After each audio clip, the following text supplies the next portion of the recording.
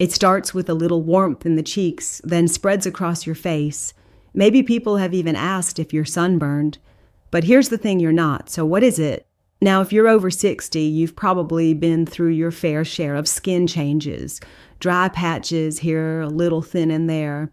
And sure, many of us have chalked up those rosy cheeks to menopause, blood pressure, maybe even a glass of wine. But when the redness keeps coming back or lingers for hours or even days, it's time to pay attention. Because while it might look like a simple flush or hot flash, it could actually be something much more common than most of us realize.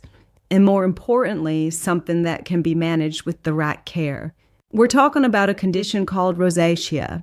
Don't worry if you haven't heard the name before or thought it only affected younger people. In fact, according to the National Rosacea Society, nearly 1 in 10 adults over 50 show signs of it, but many go undiagnosed. Why? Because it's often mistaken for aging allergies or just a sensitive face.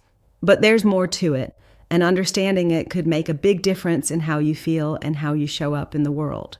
Now, in this video, we're going to explore what rosacea really is, why it's especially important for older adults to recognize, and how small your everyday choices like the food you eat or the weather outside can trigger or soothe your symptoms. And stay with me because toward the end, I'll share a surprisingly simple trick that many dermatologists recommend, a 2-minute change you can make in your daily routine that might help calm your skin dramatically. But let's not get ahead of ourselves. Let's begin by understanding how this all plays out in real life. Take Margaret, for example. She's 72, a retired teacher from Oregon. For years, Margaret thought she was just one of those people who ran warm. Every time she stepped into a warm room or had a cup of tea, her face would flush. She joked about it with friends, calling herself a walking thermometer. But then the flushing started lasting longer. She noticed tiny bumps showing up on her nose and cheeks. Her skin felt tight, sometimes even itchy. She tried switching moisturizers, cutting back on spicy foods, even skipped wine altogether. Nothing worked. Eventually, a routine visit to her dermatologist revealed it wasn't allergies or just menopause, it was rosacea. What's fascinating here is how common this story is. Rosacea often begins subtly blushing, that becomes more frequent skin, that reacts more intensely to temperature or sun exposure. According to researchers at Johns Hopkins, rosacea is a chronic inflammatory skin condition that affects blood vessels in the face, causing redness, swelling, and in some cases pimple-like bumps. And while it's not dangerous in a life-threatening way, it can deeply affect your confidence and comfort. But here's the part that really matters for you. Our skin gets thinner and more sensitive as we age. This natural change in the skin's barrier makes us more susceptible to inflammation and irritation. So what might have been a minor flare-up in your 40s can become more noticeable in your 60s or 70s. Add to that changes in hormones, medications, or even circulation, and suddenly your skin is reacting in ways it never used to. And you might be wondering why now. Why is this showing up in retirement? Not when you were younger. Science has a few answers. One study published in the Journal of Clinical and Aesthetic Dermatology found that aging skin produces fewer natural oils and has reduced ability to retain moisture. Combine that with cumulative sun exposure over decades. Remember all those sunny afternoons without sunscreen, and you've got a recipe for inflammation. Rosacea thrives in dry, sun-damaged skin. Another important factor is the role of the immune system. As we age, our immune responses shift. A 2023 study from the University of California showed that older adults often have heightened skin immune responses, meaning even small irritants like a new lotion or a windy day can cause your skin to overreact. That overreaction looks a lot like rosacea. Now let's talk triggers, because this is where things get really personal. Margaret, for instance, learned that her morning coffee was making her flare up, not because of the caffeine, but because it was hot. Temperature plays a huge role. Hot drinks, spicy food, even a warm bath, these can dilate your blood vessels and cause that red flush look.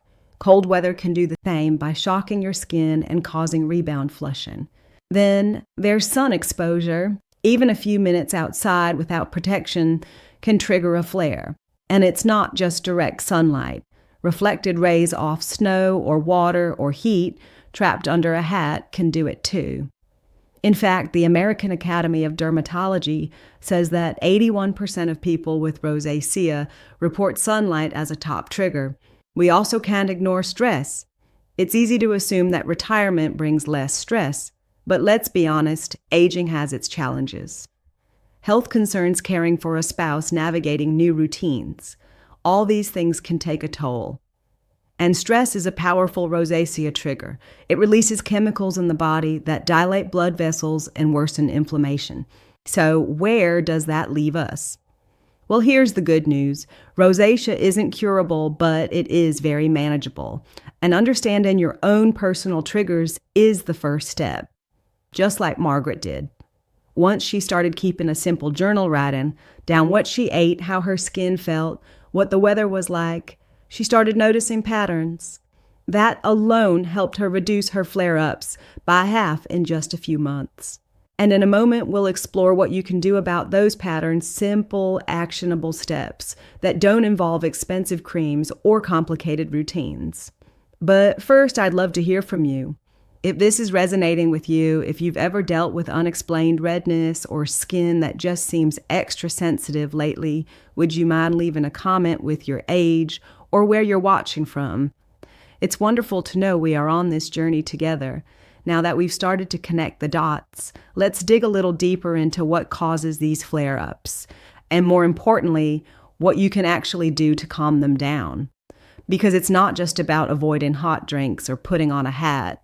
It's about truly understanding how your skin is changing and what it's trying to tell you.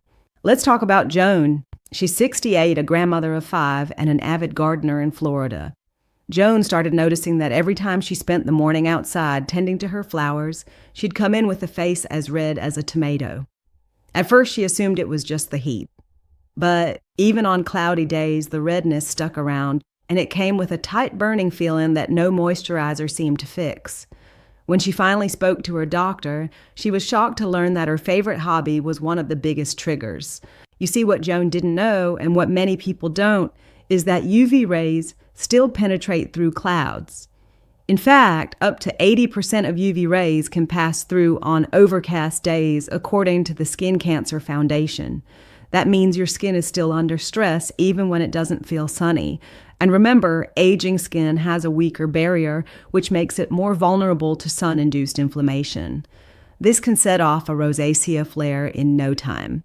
But Joan also learned something hopeful. She didn't have to give up her garden. She just needed to tweak a few things. A wide-brimmed hat, a zinc-based sunscreen, and switching her gardening hours to early morning or late afternoon made a world of difference. Within weeks, her redness started to calm and she felt like herself again. Now, I want to pause here and highlight that sunscreen is not just for the beach. For those of us over 60, it becomes part of basic daily care, just like brushing your teeth. Look for mineral sunscreens that use zinc oxide or titanium dioxide. These are gentle, non-irritating, and sit on top of the skin instead of being absorbed, which is exactly what sensitive or rosacea-prone skin needs. And don't worry if you've had bad experiences with sunscreen in the past. Formulas today have come a long way. There are options with added moisturizers, anti-redness tints, and even ones made specifically for mature skin. The key is consistency. Daily protection helps calm the skin over time by preventing those little flare-ups that build into bigger problems. Let's move to another common but lesser-known trigger skincare products themselves. Ironically, the very things we use to fix our skin can sometimes be the problem. Harsh cleansers, anti-aging serums with strong acids, heavily scented creams. These can all irritate the skin barrier. Remember, what worked for you at 40 might not be right for your skin now. This brings us to Harold, 75, a retired engineer in Michigan. Harold never really had a skincare routine, soap water and a quick shave done. But recently, he decided to try out a new anti-wrinkle cream he saw on TV. Within days, his cheeks turned blotchy and hot. He stopped using it, but the damage had already been done. What Harold didn't realize is that his skin, now thinner and drier, couldn't tolerate the exfoliating acids in the product. According to Dr. Melissa Kanchanapumi, Levin, a board-certified dermatologist in New York, seniors should avoid products with alcohol menthol fragrance and exfoliating acids if they have rosacea symptoms. These ingredients strip away the skin's protective layer and allow irritants to seep in, making redness and inflammation worse. So what should you use instead? Think gentle, calming, and hydrating. Products with ingredients like ceramides, niacinamide, and aloe vera are fantastic choices. These help rebuild the skin's barrier lock and moisture and reduce inflammation. Niacinamide in particular has been shown in studies to reduce facial redness by strengthening the skin and calming immune reactions. And don't underestimate the power of a lukewarm water rinse and a soft cloth. Hot water, rough towels, and vigorous scrubbing are a big no for sensitive skin. Treat your face the way you'd treat a delicate flower, gentle, patient, and with care. Now, I can already hear some of you asking, but what if I've had this redness for years and nothing's worked? First of all, you're not alone. Many seniors live with rosacea for years without realizing it. They may think it's just permanent sun damage or ruddy complexion, but the truth is there are treatments that can help even after decades. Dermatologists today use a combination of prescription creams, oral medications, and even light-based therapies to reduce rosacea symptoms. One promising option is bromonidine gel, which can temporarily shrink the blood vessels on the face and reduce redness in as little as 30 minutes. Another is azelaic acid, a naturally occurring substance that calms inflammation and smooths the skin over time. And for more persistent cases, laser therapy, like pulse dye, laser, or IPL, can target the visible blood vessels that often appear with rosacea. These treatments are more common now than ever, and when done properly, can provide lasting results with minimal discomfort. But again, the key is knowing what you're dealing with and seeking help early. Left untreated, rosacea can worsen over time. What starts as a little flushing can eventually lead to visible blood vessels, thickened skin, and even eye irritation.